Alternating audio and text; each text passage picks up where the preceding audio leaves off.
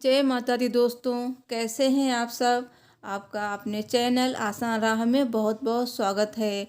दोस्तों, आज हम बात कर रहे हैं बैकुंठ चतुर्दशी के बारे में। बैकुंठ चतुर्दशी का व्रत इस बार 28 नवंबर को रखा जाएगा और इस बार 28 नवंबर को बैकुंठ चतुर्दशी मनाई जा रही है। तो दोस्तों, बैकुंठ चतुर्दशी की 3 पौराणिक कथाएं हैं और इन कथाओं को सुनने से ही 14,000 पापों से मुक्ति मिलती है। दोस्तों, बैकुंठ चतुर्दशी का बहुत ही ज़्यादा महत्व है। ये दिन हरि और हर के मिलन का दिन होता है। हरि यानी विष्णु भगवान और हर यानी महादेव। तो ये दोनों के मिलन का दिन है और ये दोनों के मिलन के दिन पर यह पावन त्यौहार मनाया जाता है। तो दोस्तों, इसमें 3 कथाएं वर्णित हैं। तो आज हम आपको तीनों कथाएं बताएंगे। दोस्तों, इससे पहले मैंने एक वीडियो अपलोड की है, उसमें मैंने बहुत सारी जानकारी दी है, जैसे पूजा विधि और व्रत का पारण, व्रत कैसे करते हैं, व्रत कथा और शुभ मुहूर्त और बैकुंठ चतुर्दशी का महत्व। तो बहुत सारी जानकारी मैंने उसमें दी है। अगर आपसे वो वीडियो मिस हो गई है, आपने नहीं देखी है, तो उसका लिंक मैं दे दूँगी, आप चेक ज़रूर करिएगा या आप ऊपर आई बटन पे क्लिक करके देख सकते हैं। तो अब इस वीडियो में आप जानेंगे कथा और हरि और हर के मिलन की वो कहानी और बैकुंठ चतुर्दशी की महिमा।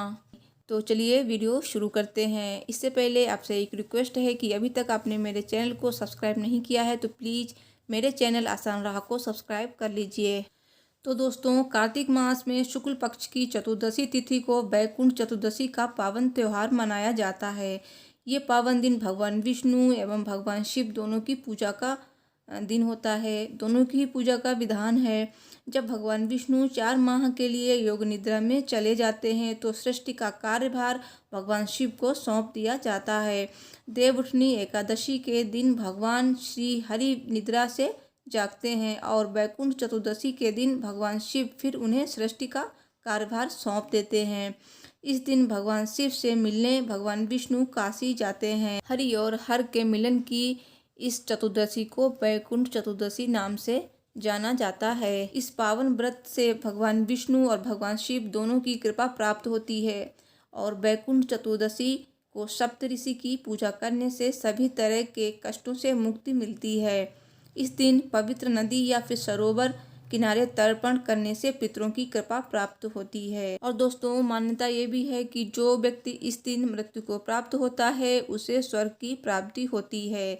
इस दिन भगवान विष्णु को कमल का फूल और भगवान शिव को जल अर्पित करने से विशेष कृपा प्राप्त होती है। बैकुंठ चतुर्दशी की पूजा मध्य रात्रि में ही की जाती है। इस व्रत में श्रीमद् भगवत गीता और विष्णु सहस्त्र नाम का पाठ करें। बैकुंठ चतुर्दशी के व्रत में सुख समृद्धि और आरोग्य की प्राप्ति होती है। इस दिन भगवान को मखाने की खीर का भोग लगाएं। तो दोस्तों, बैकुंठ चतुर्दशी की पुराणों में प्रमुख रूप से 3 कथाएं मिलती हैं, तो जिनके बारे में कहा जाता है कि इन्हें बैकुंठ चतुर्दशी के दिन पढ़ने या फिर सुनने से पाप कर्मों का दोष मिट जाता है और 14,000 पापों से मुक्ति मिलती है। तो दोस्तों, बैकुंठ चतुर्दशी के दिन इन कथा को जरूर सुनना चाहिए। तो मैं आपको कथा सुना रही हूँ, आप लोग ध्यान से सुनिएगा। एक बार की बात है, नारद जी पृथ्वीलोक से घूमकर बैकुंठ धाम पहुँचते हैं। भगवान विष्णु उन्हें आदरपूर्वक बिठाते हैं और प्रसन्न होकर उन्हें आने का कारण पूछते हैं। नारद जी कहते हैं कि हे प्रभु, आपने अपना नाम कृपा निधान रखा है, इससे आपके जो भी प्रिय भक्त हैं वही तर पाते हैं। जो सामान्य नर नारी हैं वो वंचित रह जाते हैं।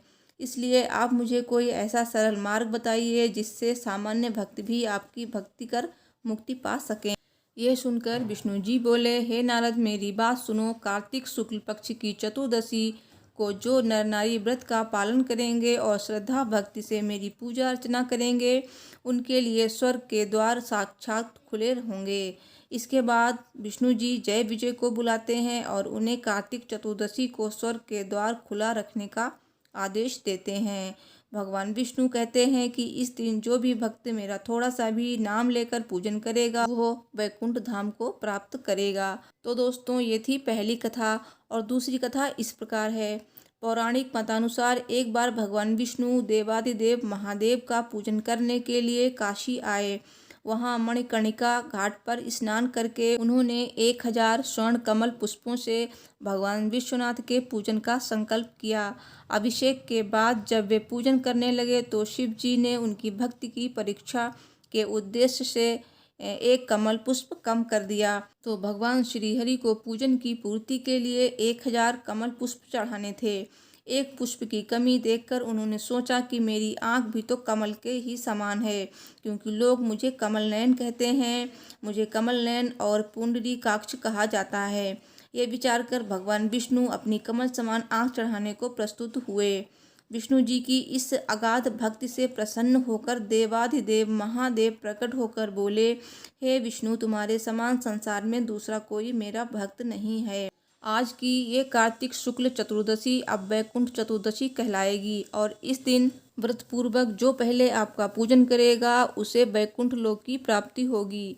भगवान शिव ने इसी वैकुंठ चतुर्दशी को करोड़ों सूर्यों की कांति के समान वाला सुदर्शन चक्र भगवान विष्णु को प्रदान किया। शिव जी तथा विष्णु जी कहते हैं कि इस दिन स्वर्ग के द्वार खुले रहेंगे और भगवान शिव ने ये भी कहा कि मृतलोक में रहने वाला कोई भी व्यक्ति इस व्रत को करता है वो अपना स्थान वैकुंठ धाम में सुनिश्चित करेगा। तो दोस्तों, ये थी दूसरी कथा। आप सुनिए तीसरी कथा। तो तीसरी कथा इस प्रकार है। धनेश्वर नामक एक ब्राह्मण था जो बहुत बुरे काम करता था।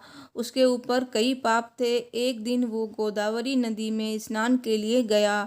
उस दिन वैकुंठ चतुर्दशी थी। कई भक्तजन उस दिन पूजा अर्चना कर गोदावरी घाट पर आए थे। उस भीड़ में धनेश्वर भी उन सभी के साथ था।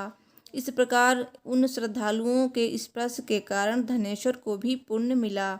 जब उसकी मृत्यु हुई तो उसे यमराज लेकर गए और नरक में भेज दिया। तब भगवान विष्णु ने कहा, यह बहुत पापी है, पर इसने वैकुंठ चतुर्दशी के दिन गोदावरी नदी में स्नान किया और श्रद्धालुओं के पुण्य के कारण इसके सभी पाप नष्ट हो गए, इसलिए इसे वैकुंठ धाम मिलेगा। अतः धनेश्वर को वैकुंठ धाम की प्राप्ति हुई। तो दोस्तों, ये वैकुंठ चतुर्दशी की 3 कथाएं। तो दोस्तों, आज की वीडियो आपको कैसी लगी कमेंट में ज़रूर बताइएगा। और अगर अभी तक आपने मेरे चैनल को सब्सक्राइब नहीं किया है तो प्लीज़ सब्सक्राइब कीजिए, वीडियो को भी लाइक कर दीजिए। मिलती हूँ मैं एक और ऐसी नई वीडियो के साथ। तब तक के लिए देखते रहिए आसान राह और बने रहिए मेरे साथ। Thanks for watching.